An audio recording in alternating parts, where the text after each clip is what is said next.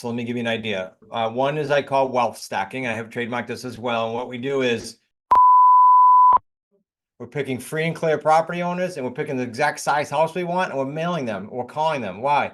Because if they're free and clear, I can structure owner financing terms usually at 0% interest, things like that, but not the banks. No.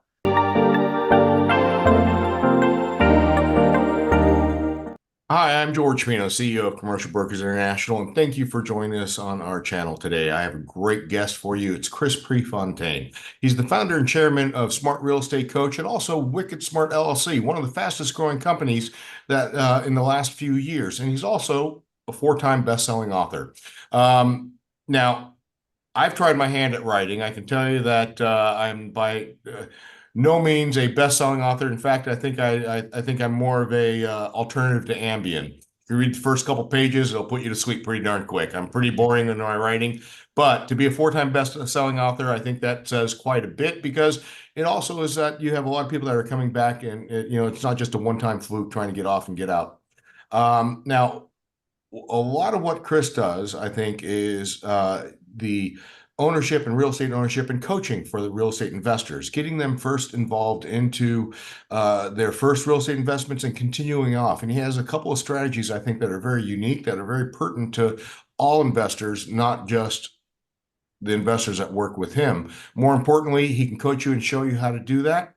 And they're at very little risk as well, because I understand that there's a potential rev share model, which we can talk. I just want to briefly talk about that because I don't like to sell a whole lot of stuff, but I do want to make sure that people understand the quality of the guests that we do have here. So, Chris, number one, I'm going to go very basic here. Why does someone want to invest in real estate? Why should someone? I mean, you hear it all the time, real estate being the way to generational wealth. I mean, especially the politicians nowadays saying that. But why should someone want to buy real estate? Yeah, I'll give two levels. I mean, very, very macro, 10,000 foot view. Look historically at where wealth's generated. That's not hard to find. More specifically to the market we're in now. Well, the market we're always in, George, because one constant real estate is what? It's constantly changing, right? And I can't stand it when I hear people go, okay, well, I'm going to wait, or I'm going to wait till the rates go up or down, or I'm going to wait for the election. We're getting that right now. How about you get really good at creative real estate so that when the market's pivoting, changing, doing what it does constantly, it's going to continue for the next whatever decades.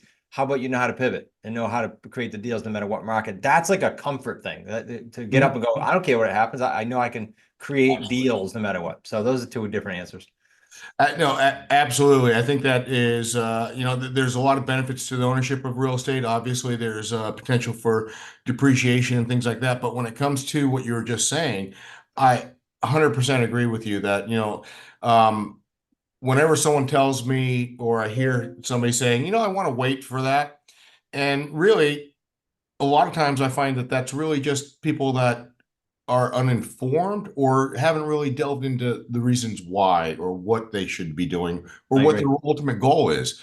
One of my favorite questions asked whenever somebody says that to me is, well, I mean, if you're waiting for the election, how do you think that's going to impact your decision and why?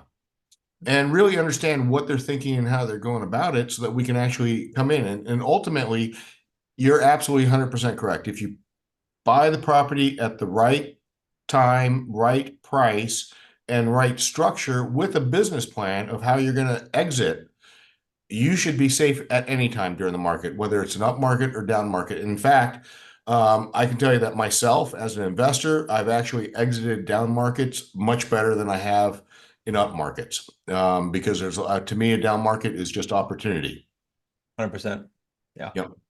So what are when it comes to one of the things that actually stood out quite a bit was how to buy a gorgeous home, and I think I'm quoting correctly, how to buy a gorgeous home for yourself without a loan or making a down payment.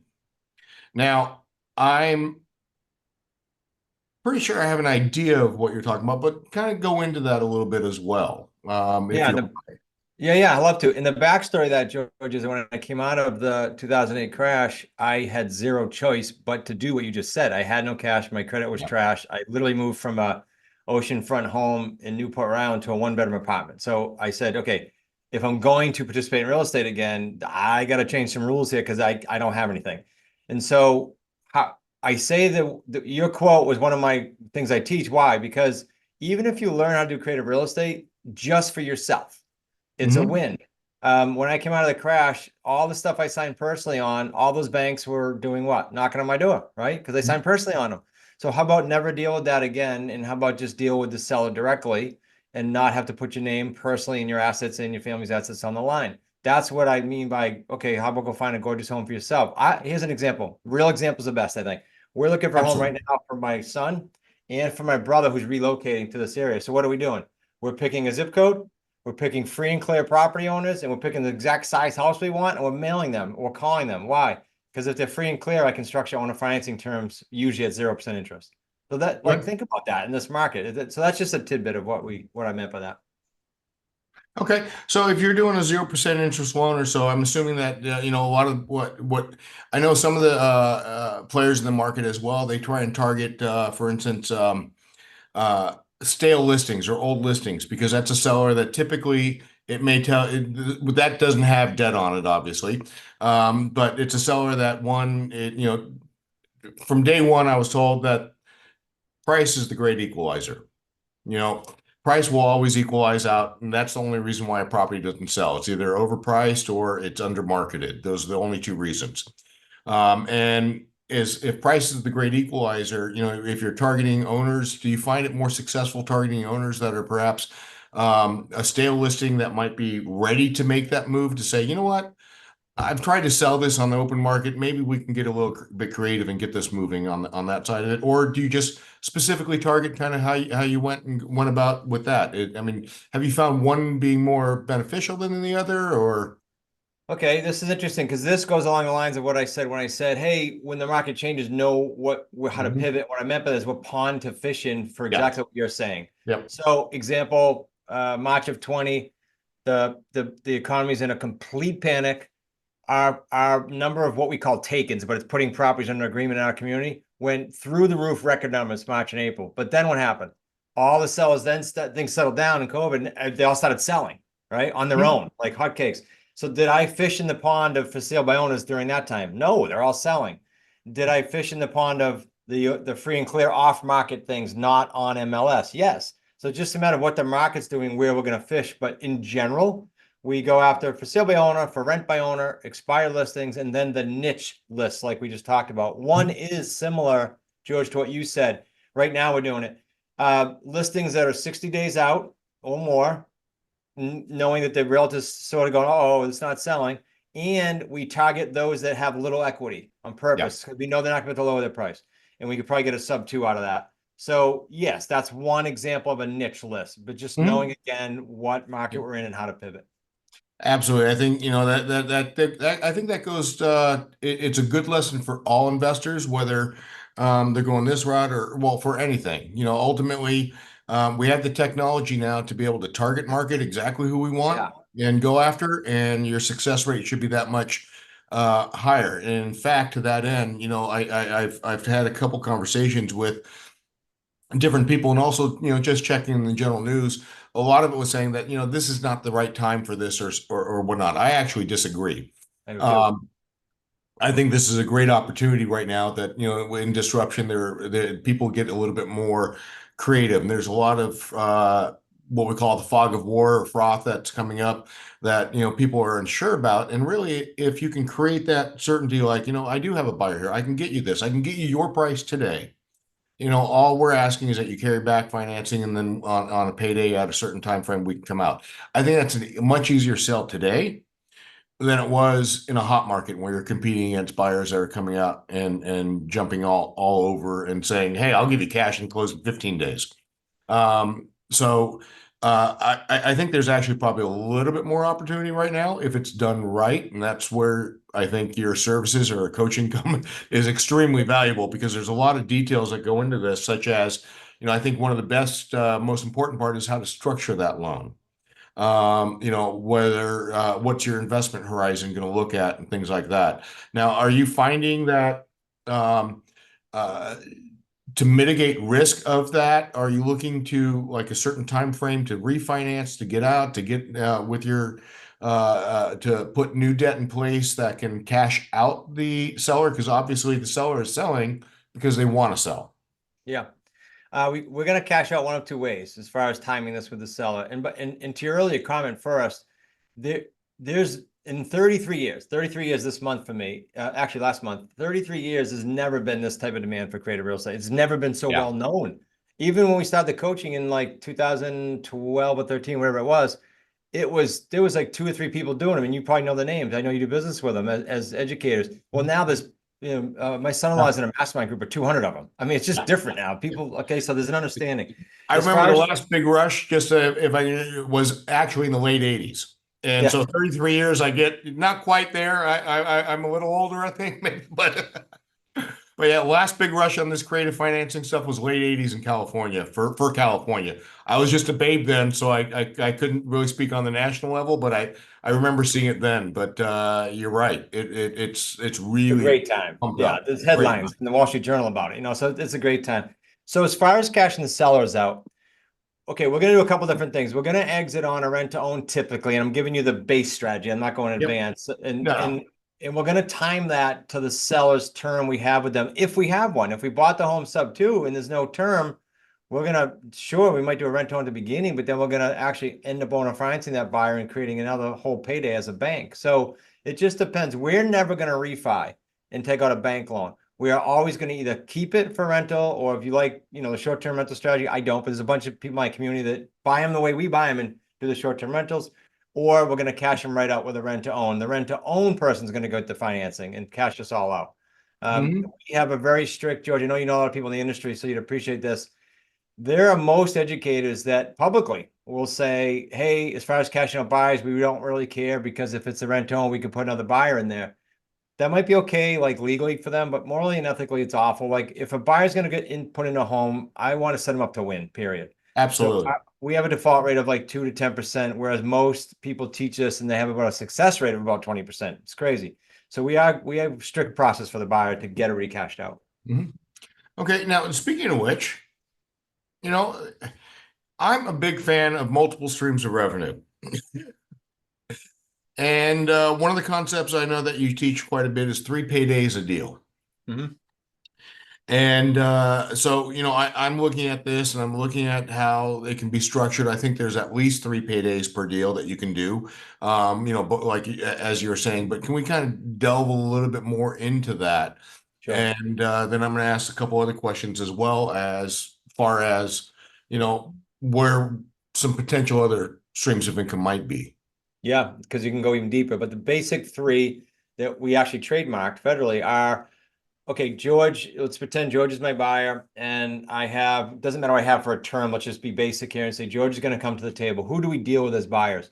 True buyers that truly need time. They're not renting with someday have a pipe dream of buying and they've had credit bad for 40 years. These Mhm. are buyers that either came after COVID and said, hey, I want to start my own business. I'm not financeable then if I do that for about 2 years, right? The bank calls that Yep. season. So we're going to deal with them or job changes or of the like. So they have a down payment. That's payday number one. They give that to us. That's a non-refundable. Payday two is simple. It's the delta, the spread between what I'm paying on the underlying property, whether it's owner financing or underlying bank financing in the seller's name, and then what I charge my rent-to-own buyer in the property. There's a delta there. And then the third payday is really cool because it's all of the principal pay down on the deal throughout the term, especially when we have all principal on the owner financing ones, and then any markup in price. So I'll give you some hard numbers. Our community as a whole, West Coast to East Coast, all three paydays range a high of 350. That was a new record this year, 350,000, down to in the 40s. Depends on what market they're in and what price range. And then our family team is on the lower end, about 75, 78 grand. So that gives you an idea of how lucrative these deals can be. Mhm. Absolutely. And it sounds like, yeah, I mean, especially when there's very little potential upfront investment other than time. Yes, 100%. So, time value money. So, Yep. your time is definitely worth the money. So 3 paydays per deal. Are you assisting people with the actual debt placement for permanent debt financing on the rent to own when they do structure that to get it so that you're potentially getting some of the loan fees as well? I know so that with some of your investors on the smaller scale aren't going to be able to do that with RESPA laws and such. Right. But there's for instance, um, a gentleman that was one of my first mentors, Fred Sands. Unfortunately, he's passed away. He was one of the largest real estate operators for residential real estate Oh, in the United States. He had about 2,000 agents, was very well known, sold his company to Coldwell Banker back in 1998. I started a company with him called the Sands Group, and he became one of my mentors. But one of the things that he always was saying in that when it came to, or one of the things that he did that was great was he built all the, and it actually helped him survive through the early 90s when the market was down, the savings and loan crisis and everything else. What he did was he actually brought in all the secondary services under his own company. So they hmm. had lender, you had escrow, you had all these other companies because he was large enough to actually incorporate that. So he was giving the loans and making the money on the loans of the properties that he sold as well, looking at multiple income streams coming in, being able to control that. Obviously, you can't pay referrals on loans unless they're commercial due to RESPA violations. But are you looking at other avenues to place that or work with them, whether it's through your secondary services such as title, escrow, or lending? We actually don't touch that end of it, George. What we are developing since day one, but it's growing bigger now, is what we call the affiliate relationships. Like that behaves, like you said, but things that we can do and can control. For example, it's always something we're doing that we think can benefit the students too. So we'll vet it out in the field because we're still buying and selling, right? With my son and my son-in-law and our team. And so examples would be CRMs that we can white label and customize workflow. So we don't just say, yeah, we want to refer you this because we're an affiliate. We want to say, this is special. This is for our community. For Mhm. example, there's a Wicked Smart property network now. It took a year to develop. So if you're in our program and you're brand new and the seller says to you, yeah, I don't see any other properties you have. Now you get access to all the Wicked Smart communities. So that's just one example. And yes, we have affiliate relationships with people like that and the lead providers and things like that, but not the banks. No. So what I'm hearing here, and I love this actually, because I love the concept of affiliate programs like that because you are allowing some of the clients or people that are working with you that are all part of the Wicked Smart group to actually have synergies Yeah. and be able to, one, you're vetting out a lot of the information. It's what we do daily on our side for our agents. Yeah. But also, you're probably getting some pretty good deals that you're cutting that you're passing along to uh, the people that are working with, and you're really streamlining that process. So really, taking out and mitigating a lot of the risks that they're going to have through these third parties that they may not know that you're aggregating. And I love that concept because it now adds value, not just, well, more importantly, it shows that it adds value to the company, but I think more importantly, it shows that you're more interested in the success of the people that are working with you than just making a dime off of them. Yeah, 100%. You hit a hot button with me because in the industry, unfortunately, there are some great what I'll call marketers. And so you'll see the fancy ads and they want to do what? They want to sell you a program. We obsess, George, or internally over, well, what's important? The deals are important because we rev share with them. And if someone does a deal with you, why would they leave, right? It's not about selling a program and forgetting about them. So our support is crazy, over the top compared to most people. So we obsess over time to first deal, for example, time to first sold, because those are the metrics that have people excited, not how many units did we sell a blank program. It's just we're the complete opposite again in most programs. Okay. It's actually pretty interesting. It's actually, and one of the questions I had, what kind of key metrics are you looking for that you're targeting that, on a high level, obviously, not asking for the secrets of the secret sauce or the secret ingredient that you're putting in the sauce, but on a higher level, what are some of the initial metrics that you may look for that you use to determine, one, the viability of an investor and also an investment? Yeah, on the investor side, in order to come into the program, they are all by application, and then we look at how they line up with our values. So one of them is all transactions with the highest integrity. One is matching effort for effort. So we want to look at that, and we've said no to people. Now, I know a lot of educators or coaches will go, you tell people they can't come into the program, even if they want to pay. Yes, 6 or 8 or 10 a year. We go, it's not a fit, even if they want to write a check. Yeah. So we go by values. And then as far as the investment, we have a deal worksheet that all the investors have, even if they're brand new, and they can follow along our training videos and Mhm. plug in what the 3 paydays would be and see how lucrative. Because you could have a payday two that's like, you could have a payday two that's negative slightly cash flow every Yeah. month, but your payday one and three are so huge that you don't care. You know, you have $100,000 deal. Who cares if you're losing $25 a month on the cash flow, right? Yep. So that's our metrics are pretty simple along those lines. Okay. So yeah, no, two things I took away from that. I love the concept of kissing it. You know, keep it simple. Yeah. But also, one of the things that when we built our company, and it's always nice to talk to people that have kind of the same mentality or so. Commercial Brokers International, our initials actually stood for clients' best interests because we Love felt it. there was a need that a lot of our clients, and we actually turned down a lot of clients that we don't like or don't that doesn't fit our mentality of how we go about conducting our business. And the same with agents. We turn down a lot of agents that might want to come on board because ethically or whatever, they just don't align with us. So, I love that fact that you're actually building more of a community Yeah. than a business to me. I Yeah. mean, the business is the secondary and profits are great, but really it's the community that causes that to be able to happen. I love that. Um, what, if anything, if you were brand spanking new, starting off today, what do you wish someone had told you back when you started off that you wish someone would tell you today, Um, or would have told you rather back then? yeah, I knew this, but I wish someone was a little bit more direct and almost held me accountable to a combination. One, someone's done what you want to do. Like now it's so easy with the internet, but someone's done it. So find them and then stick with them. Here's the kicker for 5 to 7 years. That's the kicker. Because I was like everybody else chasing shiny objects at the beginning. Yeah. And all I had to do is put the blinders on for 5 or 7 years. And I don't care if you go sell popcorn in 5 to 7 years, if you have a mentor, you're going to do it great. Right. Yeah, So absolutely. that's the biggest thing. The only 2 times in my whole career that I had a speed bump, I look back in hindsight, I didn't have a mentor. That Yeah. was it.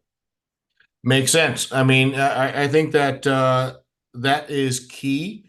I think that actually you built a whole business on that, to be frank with you. You are essentially the mentor of everyone else out there. But ultimately, I think that is well, that's probably more of a life um, advice than Great. just investing advice. Because, Yeah, yeah. I think mentors are incredible. I've been very lucky to have two very good mentors in business that were extremely successful. And for whatever reason, they trusted me to run companies and divisions for them. I don't, I'm very grateful looking back at it because I'm like looking, who in the heck would have trusted a snot-nosed kid like me back then? Yeah, yeah. You know, and but it was really nice to see that. But I can tell you that I wouldn't be there where I am today without them.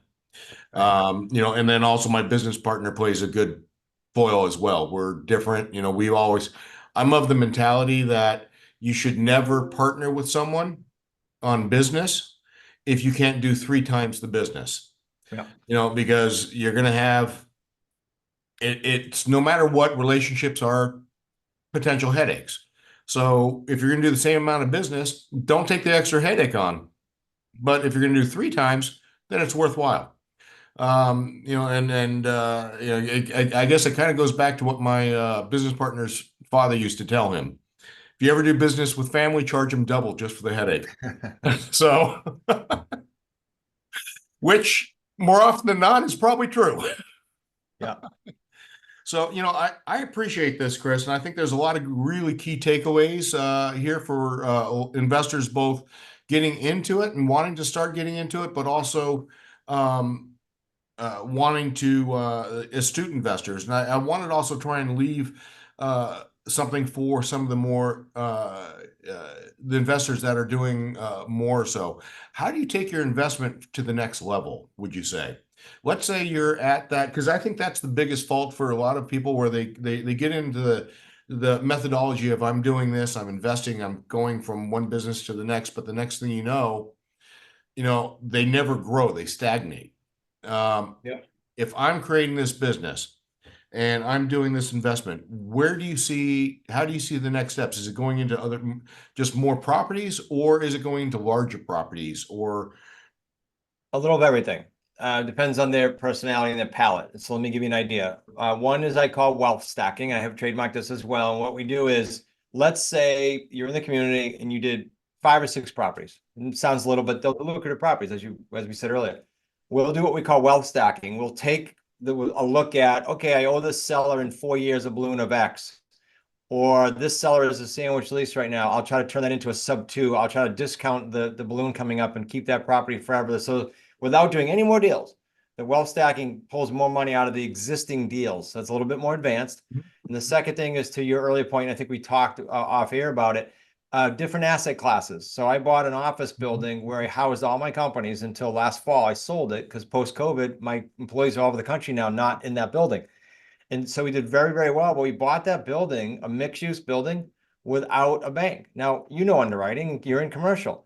That would have probably required me, besides the microscope they use for the underwriting, it would have required 25 or 30% down and 35, all kinds of stuff. 35, if not more. Yeah. Okay, so there you go. And so I tell you what, I met in that guy's office. He was free and clear. That's why, remember, that's who I like to deal with.